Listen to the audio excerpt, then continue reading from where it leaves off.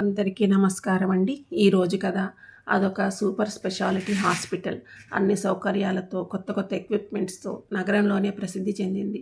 అక్కడ పేదలకు, అనాథలకు ఉచితంగా అత్యాధునిక వైద్యం అందిస్తారు.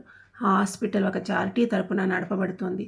హాస్పిటల్ ఏర్పాటు చేసి 10 సంవత్సరాలు పూర్తి చేసుకున్న సందర్భంగా రోగుల పట్ల నిబద్ధతతో పనిచేస్తూ వైద్య సేవలను పేదవారికి, అనాథలకు అందేలా చేస్తున్న డాక్టర్స్ని అభినందించడానికి హాస్పిటల్ వ్యవస్థాపకురాలు అమృతావల్లి గారు ఆ రోజు హాస్పిటల్కి వస్తున్నారు. ఆవిడికి స్వాగతం పలకడానికి హాస్పిటల్ సిబ్బంది ఏర్పాట్లు చేసి వేచి చూస్తున్నారు. అంతలోనే ఒక కారు వచ్చి హాస్పిటల్ ప్రాంగణంలో ఆగింది. అందులో నుంచి 50 వసంతాలు పూర్తి చేసుకుని చూడగానే చేతులెత్తి నమస్కరించేలాగా ఉన్న మూర్తి భవించిన మానవత్వంతో కళ్ళల్లో కరుణ నింపుకుని నడిచి వస్తున్న శ్రీమూర్తిని చూస్తుంటే ఇళ్లలో ఆర్తులకు, అనాథలకు ప్రేమను పంచడానికి దిగివచ్చిన అమృతమూర్తిలాగా కనిపిస్తున్నారు. ఆవిడితే అమృతవల్లి గారు. ఆవిడను చూడగానే హాస్పిటల్ సిబ్బంది ఎదురెళ్ళి స్వాగతం పలికారు. ఆవిడ కూడా చిరునవ్వుతో అందరినీ పేరు పేరున పలకరిస్తూ లోపలికి వచ్చి అందరికీ అభినందనలు తెలియజేశారు. తర్వాత పేషెంట్స్ని పలకరించడానికి చీఫ్ డాక్టర్ మిత్రతో కలిసి వెళ్లారు. అన్ని రూమ్లలో పేషెంట్స్ని పలకరిస్తూ వెళ్తున్న అమృత గారికి ఒక బెడ్ మీద ఉన్న పేషెంట్ని చూడగానే ఒక్క క్షణం కాళ్ళ కింద భూమి కంపించినట్లుగా అనిపించింది. వెంటనే ఆవిడ అక్కడే ఉన్న చైర్లో కూలబడిపోయారు. ఆమెను అలా చూసిన మిత్రగారు మేడం మేడం అంటూ కంగారుగా కదిపే కొద్దీ మిత్రను చూసి ఈ పేషెంట్ ఎప్పుడు చేరారు, ఎవరు చేర్చారు అని అడిగారు. అతను పేషెంట్ వైపు చూసి ఇతని పేరు ఆనందరావు మేడం, ఇతను 6 మంత్స్గా మన హాస్పిటల్లో కోమాలో ఉన్నారు మేడం. 10 రోజుల క్రితం స్పృహలోకి వచ్చారు. వాళ్ళకి ఇన్ఫామ్ చేశాం, కానీ వాళ్ళు విదేశాలలో ఉన్నాం, రావడానికి వీలు పడదు.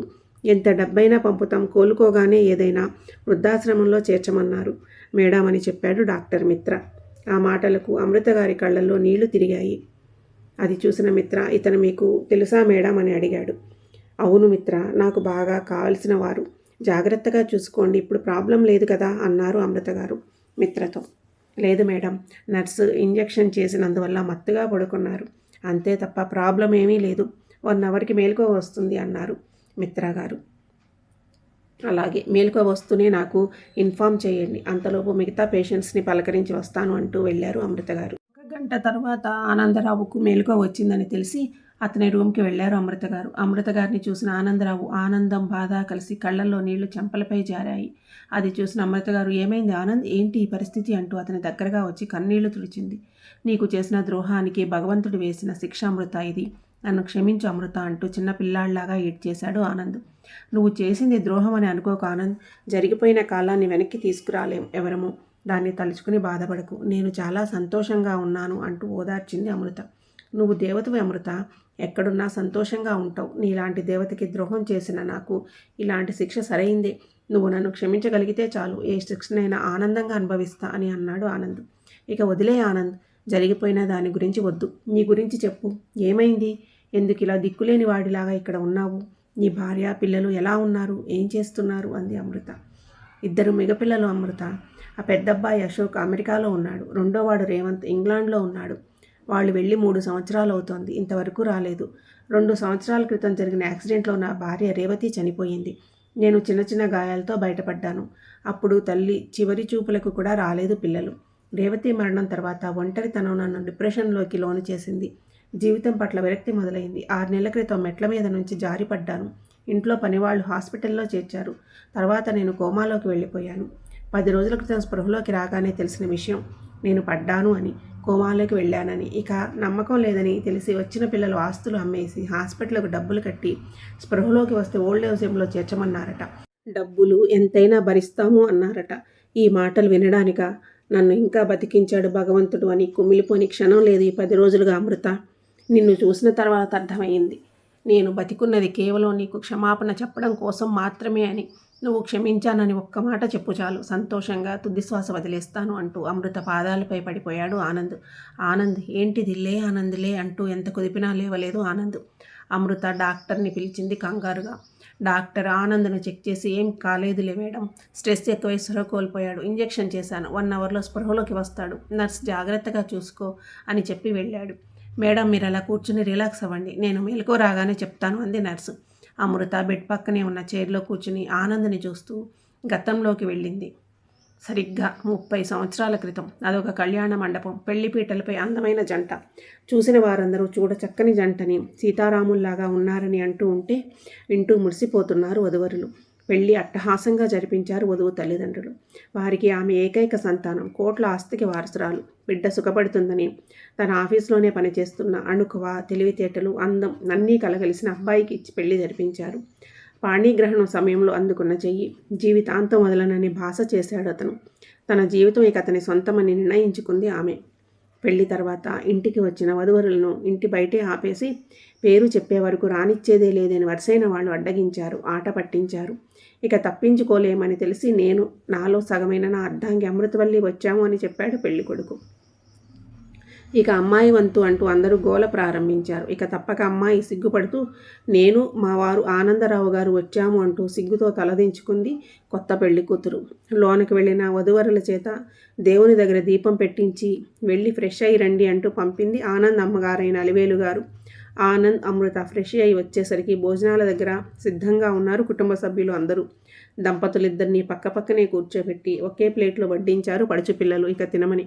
అమృత సిగ్గు వల్ల తినలేక ఇబ్బంది పడుతుంటే బావా అక్కకు తినడమే చేత కావడం లేదు, నువ్వు తినిపించొచ్చుగా బావా అంటూ అమ్మాయిల హాస్యాలు చెలోక్తులతో సరదాగా భోజనాలు ముగించారు. పెళ్లి వల్ల నైట్ సరిగ్గా నిద్రలేకపోవడం వల్ల ఎవరి గదులకు వాళ్ళు వెళ్ళి నిద్రపోయారు పిల్లలంతా. పెద్దవాళ్ళు నైట్ రిసెప్షన్ ఏర్పాట్లలో బిజీగా ఉన్నారు. నైట్ రిసెప్షన్ చాలా బాగా జరిగింది. అందరూ వెళ్ళి రిసెప్షన్ ముగిసేసరికి చాలా టైం అయ్యింది. అందరూ అలసిపోయారు.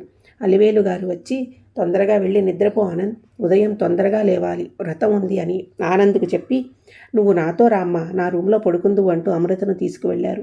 పెళ్లికొచ్చిన బంధువులు తమకు ఇచ్చిన రూమ్లలోకి వెళ్ళిపోయారు పడుకోవడానికి. ఉదయం వ్రతం, తర్వాత భోజనాలు అయ్యి బంధువుల సందడి సద్దుమణిగేసరికి టైం 3 అయ్యింది. ఆ రోజు రాత్రికే మంచి ముహూర్తం ఉందని ఫస్ట్ నైట్కి ఏర్పాట్లు చేసుకోమని చెప్పి పంతులు గారు సంభావన తీసుకుని వధువరులను ఆశీర్వదించి వెళ్ళారు. కాసేపు విశ్రాంతి తీసుకోమని ఆనంద్ అమృతులను పంపేసి మిగతా వాళ్ళు రాత్రి ఏర్పాట్లలో బిజీ అయిపోయారు. రూమ్కి వచ్చిన ఆనంద్ ఈ రాత్రికే ఫస్ట్ నైట్ అని ఆనందంలో ఉంటే అక్కడ రూమ్లో అమృతకు టెన్షన్తో చెమటలు పడుతున్నాయి.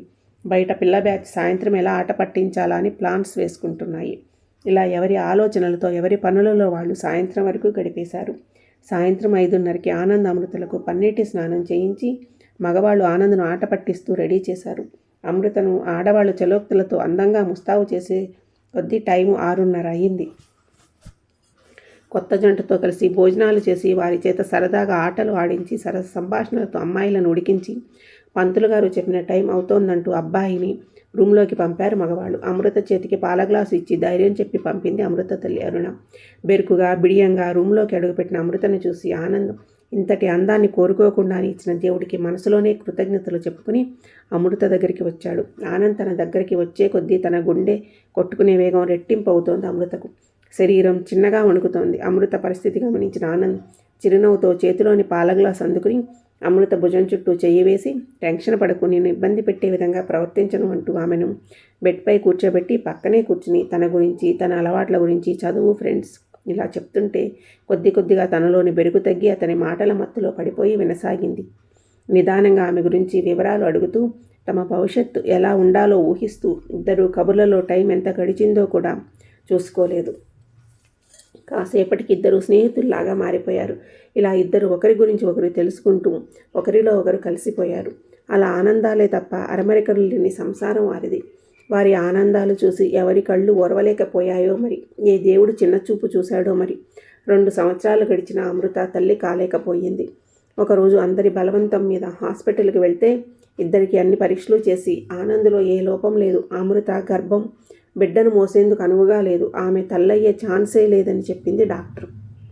ఆ మాటతో అమృత కుప్పకూలిపోయింది. ఆనంద్కు పిల్లలు కలగరని బాధ ఉన్నా అమృతని చూసి మరింత కృంగిపోయాడు. నేనే ఇలా అయితే అమృతకు ధైర్యం చెప్పేదెవరని తనకు తాను సర్ది చెప్పుకుని అమృత దగ్గరికి వచ్చి, చూడు అమృత, మనకి పిల్లలు లేనంత మాత్రాన వచ్చే నష్టమేమీ లేదు. నువ్వు నాకు, నేను నీకు పిల్లలమే ఇప్పటి నుంచి. కావాలంటే అనాథాశ్రమం నుంచి ఒక పాపను తెచ్చుకుని పెంచుకుందామని ఓదార్చాడు, నచ్చచెప్పాడు. తనకి తాను ధైర్యం తెచ్చుకున్నాడు.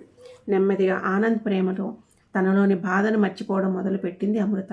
కానీ ఇంట్లో అంతవరకు మహారాణిలాగా చూసుకున్న అత్తమామల ప్రవర్తనలో మార్పు రావడం మొదలైంది. చీటికి మాటికి విసుక్కోవడం, సూటిపోటి మాటలు ఎక్కువైపోయాయి. ఆనంద్ను కూడా మరో పెళ్లి చేసుకోమని విసిగించడం మొదలుపెట్టారు అతని తల్లిదండ్రులు. ఆనంద్ ఇలాంటి మాటలు మాట్లాడే పనైతే తనతో మాట్లాడవద్దని అమృతను తీసుకుని వెళ్ళి వేరు కాపురం పెడతానని హెచ్చరించాడు వాళ్ళని. అలా కొన్ని రోజులు ప్రశాంతంగా గడిచిపోయాయి. రోజులన్నీ ఒకేలాగా ఉండవు, బుద్ధులు మారకుండా ఉండవు అన్న చందంగా తల్లి మాటలు వినడం మొదలుపెట్టాడు ఆనంద్. కాలక్రమేణా పిల్లల కోసం మరో పెళ్లికి అంగీకరించాడు. అమృతను ఒప్పించడానికి సిద్ధమైన అలివేలు గారు అమృత గదిలోకి వచ్చి, చూడమ్మా అమృత, నిన్ను నా కూతుర్లానే చూశాను ఇన్ని రోజులు, ఇకపై కూడా అలానే చూస్తాను. కాకపోతే మాకున్నది ఒక్కగానొక్క కొడుకు, వాడితోనే వంశం ఆగిపోతే చూస్తూ తట్టుకోలేక నిన్ను బతిమలాడుకుంటున్నాను అంటూ అమృత వంక చూసింది అలివేలు. అత్తగారు ఏం చెప్పాలనుకుంటున్నారో తెలియక అయోమయంగా చూస్తున్న అమృత అత్తగారు తన వైపు అలా దీనంగా చూడగానే తడబడి, చెప్పండి అత్తయ్య, నేనేం చేయాలో, నేను చేయగలిగింది నాకు చేతనైంది అయితే ఖచ్చితంగా చేస్తాను అంది. అమృత, నువ్వు అనుకుంటే చేయగలవమ్మా. పెద్ద మనసు చేసుకుని ఆనంద్ మరో పెళ్లి చేసుకోవడానికి ఒప్పుకో తల్లి అంటూ అమృత చేతులు పట్టుకుంది అలివేలు గారు. అత్తగారి నోటి నుండి ఆనంద్కు మరో పెళ్లి అనే మాట వినగానే గుండె ఆగిపోయినంత పనయ్యింది అమృతకు. అమృత చలనం లేకుండా తననే తీక్షణంగా చూస్తూ ఉంటే అలివేలు హృదయం తల్లడిల్లిపోయింది. అమ్మ అమృత, నిన్ను ఈ ఇంటి నుంచి పంపేయాలని కాదు తల్లి, నువ్వు కూడా ఇక్కడే ఉంటావు. నిన్ను దూరం చేసుకుని ఆనంద్ ఉండగలడా చెప్పు? కేవలం పిల్లల కోసం మాత్రమే ఒప్పుకో తల్లి అంది అలివేలు. కాసేపటికి తేరుకున్న అమృత, అత్తయ్య, ఆనంద్ ఈ పెళ్లికి ఒప్పుకున్నాడా అని అడిగింది. ఆనంద్ ఒప్పుకున్నాకే నిన్ను అడుగుతున్నా తల్లి అంది అలివేలు. సరే అత్తయ్య, ఆనంద్కు ఇష్టమైతే నాకు కూడా ఇష్టమే.